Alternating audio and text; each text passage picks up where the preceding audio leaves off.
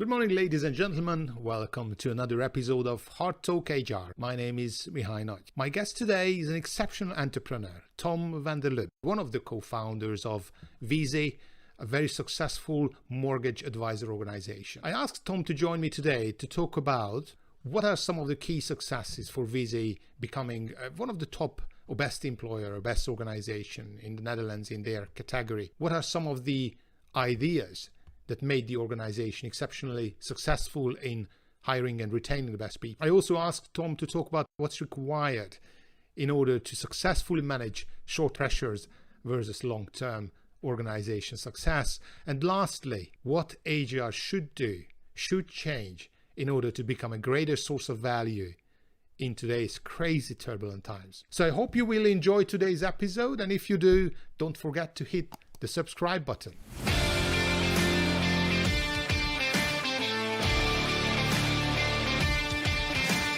At Hard Talk HR, we bring you fresh ideas and inspiring content from around the world of work.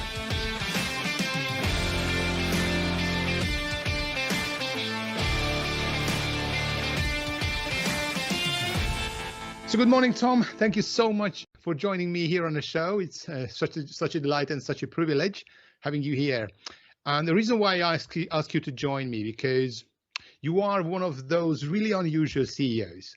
I visited your website. I mentioned in my introduction that you are leading Viisi Hypotheken. Your company offers affordable mortgage services. So once I visited your website to get some more insights into your company, it was very unusual. Most organizations use their YouTube channel to create some sort of content which revolves around their service and product, or they use it for straight marketing, but not in your case. Your YouTube channel is full of content about people centricity, about leadership. So why did you decide to dedicate your company's YouTube channel to this noble purpose?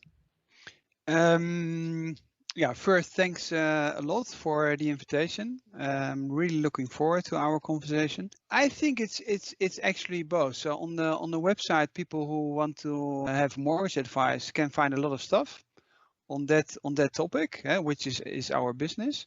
But around on the YouTube channel, we have a lot of videos, that's correct. And it's about inspiration. And it started very simple by, let's say, putting our own people first in this hierarchy of stakeholders. And we started to invite people also to share their experiences, etc. And then people liked it. And then it became more and more and more and more. So I wouldn't say it was by accident, but we didn't expect it to be so numerous on our channel. Mm-hmm. Your company has been voted as best employer in Netherlands in 3-4 consecutive years in your category. Can you just share some of the key ideas, some of the pillars why your company is so exceptional when it comes to leading people or having a work culture in your organization? I actually think we are not exceptional. Just to put this, let's say at the start, we really think that, let's say, most small and medium-sized enterprises, they all put their people first because that's the only strategy you can have. So you can't just hire and fire all the time. It's just too expensive. It doesn't make sense. It's also not possible because in the environment you're living as a small company, it's not accepted by your environment. So I think the problem is that the whole media is much focused on these big corporations and they only care about their shareholders. But in the end, I think they are the exception because in a normal environment, this egoistic way of acting doesn't work in the long term. So what did we do? Very simple. We just put our own people first. So our own advisors or our own employees, and just say to them, okay, you're totally well equipped and well educated to take care of your customers. Do whatever you think is right, which is very simple. And that works. And then the clients are happy. And in the end, let's say it works pretty well, and perhaps also the shareholders are happy. And we always had this starting point of let's try to change this financial industry. But I wouldn't make it more complicated than it is. Mm. So it's very similar to the leadership style of Ricardo Semler at Semco, and we also learned about holacracy. Zappos experimented with this. Are these some of these ideas you're also exploring within your company? Yes, we do a lot. So it's, let's say, we built in the end our own model, but there's a lot of teal of it inside. Holacracy, sociocracy. Holacracy comes from sociocracy. There are principles from the way states are organized. For instance, you called me the CEO. I'm not actually. So we have this rotation principle, which we know from ancient Greek, from Athens, or you still have it in the Swiss government. So every year there's another one who is a chancellor. So I just gave up my role. A colleague of mine is taking care of this. You call it a lead link in holacracy, but it's a rotation principle which normally doesn't exist in holacracy. So it's just taking all different parts together. But I would again say it's probably common sense. So it's the fact that, for instance, this rotation principle is 2,500 years old and was also used in the Roman Senate or in Athens, says something about the fact that it's not so innovative. The questions of power and how much power do you give a one individual at the top of an organization, these questions are as old as history. You use common sense, but unfortunately, common sense is not very common. what I've experienced. What are some of the? Obviously, we know the advantages of decentralized decision making, and now the sort of the holy grail of corporate agility. Everybody's trying to be more agile, more responsive, especially now in such a disruptive times. What are some of the advantages and disadvantages of such a decentralized decision making or holacracy? In your case, what is there anything you could share with us in this regards? The starting point would just say it's nicer. So for everybody, it's just nicer. So just take one example. If a team has the freedom to hire their own colleagues, it's just nicer for everybody, because people in the team decide together, shall we get this person on the team? Do we like this person? Do we think it will enrich our team? But it's also nicer from a, let's say, classical point of view. Why would you, if you are far away in a vertical structure, be willing to discuss which person they should hire? I mean, you can save an enormous amount of energy and time by just letting go. So, and just leave it to the people. And if they would, let's say, take in a negative way a negative solution, they were responsible for that negative solution, and they will also find a solution to solve it again. It's not, no, this guy from the HR department, he hired somebody for our team. We knew from the start that it was a wrong person, etc., etc. You don't have this whole mess. So why make it complicated when it is so simple? Interesting. We recently had a conversation, and you mentioned that the keywords we should be using, especially you mentioned large organizations, I kind of disconnect from their people, which is in an SME environment is common sense. In large organization might not happen very often. And you mentioned the keyword we should be talking about, especially where we are still in a pandemic, is solidarity. Why do you feel it's such an important topic? Why should we focus on solidarity more than ever? Because it's the human center of where everything is about. And the example I always take is if an elderly lady is waiting on one side of the street, everybody feels immediately that you go to this lady and you will help her to cross the street. Why would it be in another environment which is called company different? So it's always about, let's say, thinking about somebody else. It's always about altruism. It's never about egoism. So if we consider egoistic behavior counterproductive and not acceptable, why do we accept this as a leading principle in our companies? Because, for instance, only caring about shareholders and not about your own people. So laying off your own people because of your shareholders is an egoistic approach. Why do we consider an egoistic approach when we give it a different name to be something which is positive? Interesting. But isn't it shareholders? I mean, it's interesting that, we need to be more responsible for a greater society, more responsible for our people, and not to satisfy shareholders' need, not focused on them too much. But then isn't it that shareholders dictate? So how do we balance it well, the short-term pressures which corporate executives need to deliver versus the long-term objectives versus in order to leaving a better place for the humanity as a whole that might go against the interest of the shareholders? What's the right way to balance it, and what's the best way to expand that sort of to raise that level of sort of a sense of responsibility and human consciousness? The long term is always better than the short term, and even if you would frame it in a financial way, companies who try to avoid layoffs in times of crisis, they create a higher shareholder value than if you, in a kind of instinctive reaction, lay off people immediately. I mean, I wrote an article on this on the Corporate Rebels platform, and there are articles on the Harvard Business Review on that, which is, if you think about it, also very normal. If somebody has worked for you 20 years and you have earned profits 20 years, and then you have 3 or 4 months where business is not doing great, then everybody expects solidarity. So you always want to be treated by somebody else the way you would do the other way around. So why would you act differently?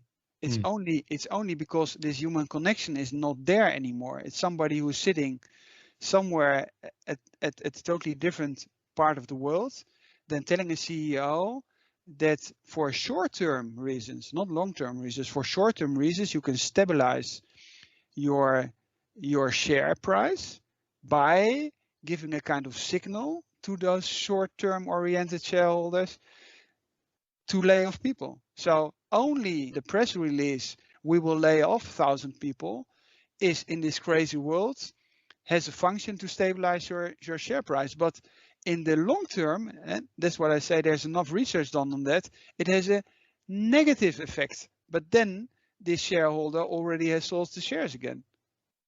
I fully agree with you. I mean, it's all about ego. It's all about corporate greed that sometimes lead to the wrong decision makings. And it is my hope that the world will eventually change. Maybe I'm naive, but I even want to say, if you are really greedy in the long term, then it makes sense not to lay off your people.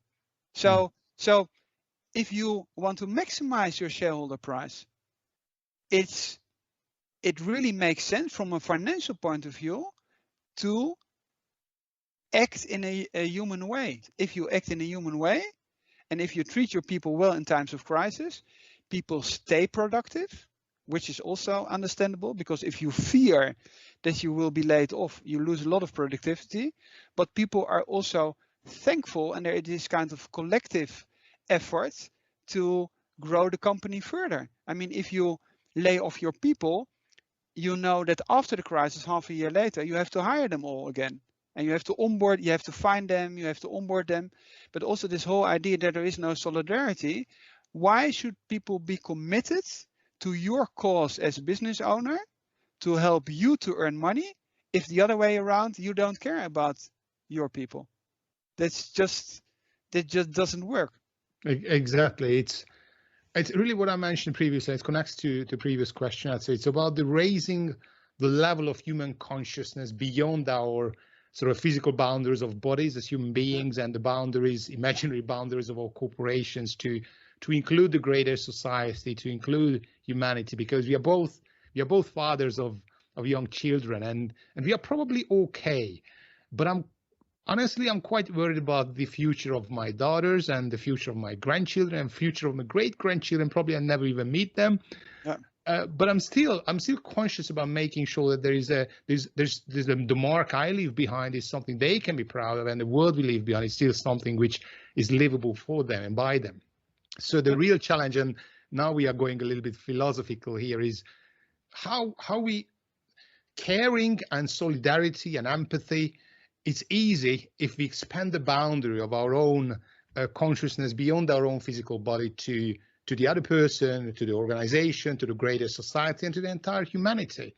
So the real challenge is how to, because shareholders dictate very often to make sure there is sort of quarter to quarter the organization wins. Yeah. But how to educate the shareholders that actually it's against your own interest in the long run. It's not just the short term matters, it's the long term that matters most. Yeah, the problem is that we are living in a kind of mental box, which is so short-term oriented and is also powered by a lot of management books, which are all very short-term oriented. It's very difficult to leave this mental box. So it's more that we should zoom out. And what I find very interesting is that what we used to call primitive cultures, people always had in all those cultures a consciousness about the long term. So in a lot of cultures, there is a kind of law that you have to think 6 generations further or something like that, or you need certain intervals or certain time that nature can recover from something, this kind of stuff. And we think that we are enormously civilized, but perhaps in the end it's exactly the opposite, or at least we should question our own behavior and say, how is it possible that probably 1 or 2 generations in this enormous history we already have is able and also thinks it's their right to ruin this planet and everything which is on this planet with what, let's say, understanding. I mean, how sick are we that we think it's our right to ruin our planet for our children and grandchildren? It's lunatic. It's so absurd. But the people who question this, Greta Thunberg and all those, and little children, they don't understand, and first grow up and first go to school, etc. I mean, that's the absurd kind of theater piece we are all watching. It is absolutely shocking, especially because we have the illusion of progress, illusion of growth, but we are just revolving around the sun anyway. We just go in circles, and we even going down. So. So if you just, I mean, it's not that we, let's say, it's that we're staying on in the same space. No, let's say, with the speed we are ruining our planet now, there's not much time left. So that makes it even more absurd. Yes, so if we would, let's say, live all 200 years, perhaps our behavior would be perhaps less egoistic, but the way we act, we should assume we don't care, because when the planet is ruined, we don't live ourselves anymore. Absolutely, and it's not about saving the planet, because the planet will be okay. The planet was okay before human beings, the Homo sapiens came here. The planet will be okay long after us. It's not about the planet, it's about humanity, and the solidarity what you mentioned is just so critical to be able to expand this thinking beyond the boundaries of organization, just to be nice to each other in order to save humanity in the long run.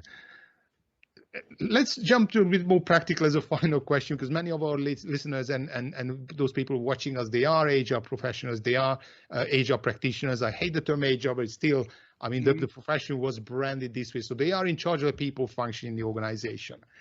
And their job is to architect the best people practices so that the organization is enabled to succeed at the marketplace and able to become a better corporate citizen. Just they are in charge of value creation through the people function. So if you were to ask to reshape HR as we know it, to be future ready, as the work as we know it will never come back, and the pandemic has changed a lot of things drastically, what would be some of the advice you would give to HR leaders in order to be a true source of value for people in the organization, for the organization itself, and connecting to previous questions to the greater society, to greater humanity?